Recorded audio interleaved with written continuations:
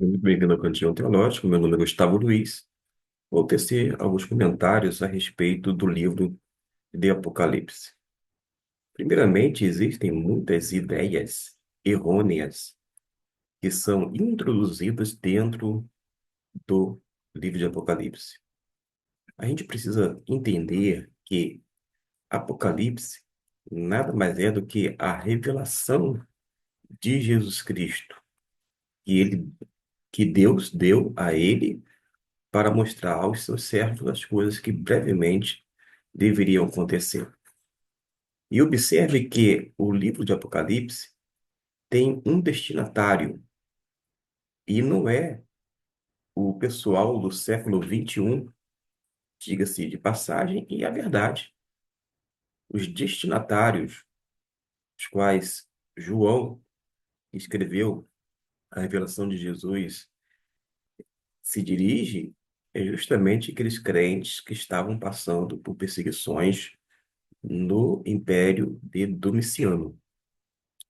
Quando a gente busca identificar os destinatários, fica mais fácil compreender e, inclusive, fazer uma associação devida dos personagens que estão aqui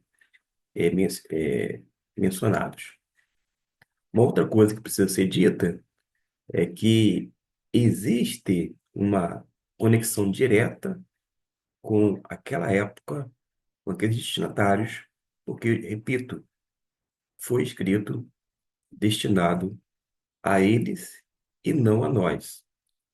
Agora, naturalmente que por tabela, a gente, uma vez tendo esse livro preservado, a gente tem como extrair alguns princípios, quando não algumas doutrinas e etc e tal, mas nunca se descuidando desse fato, embora você possa discordar plenamente, mas teria dificuldade de argumentar, porque a gente sabe perfeitamente que no versículo 1 essa revelação é dada por Jesus Cristo, da qual Deus o deu para que ele mostrasse as coisas que brevemente deveriam acontecer. E, inclusive, no tocante à questão da besta, nós temos duas bestas, da terra, do mar, etc e tal. A gente vai observar que a besta, biblicamente falando, se refere ao imperador Domiciano na época. Durante a história do cristianismo, cada período, digamos assim, entre aspas, identificou uma besta. A besta, ora, era Hitler, Mussolini, Saddam Hussein, e assim por diante. O Papa, as pessoas diziam, gente, nada disto. Os cristãos às quais a carta, o livro foi dirigido, eles identificaram perfeitamente. Nós que entramos em várias conjecturas que cá entre nós. Só encontra, vou dizer, lugar nas nossas mentes bem férteis, mas não no texto bíblico.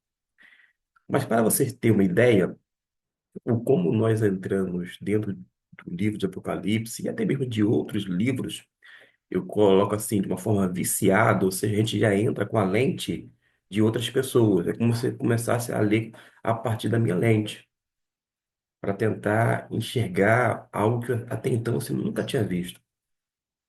E o exemplo clássico que eu dou é o seguinte: quantas vezes aparece o termo anticristo no Apocalipse? Antes que você me responda quantas vezes, eu vou dizer que inúmeras vezes eu já ouvi pregadores, inclusive tidos como renomados, falar sobre o anticristo quando ele está pregando sobre o livro de Apocalipse. E ele menciona várias vezes o anticristo. Algumas vezes eu escutei a partir da escola bíblica dominical. O professor diante de mim falava, porque no Apocalipse o anticristo faz isso, faz aquilo outro, tal, tal, tal, e assim por diante. A gente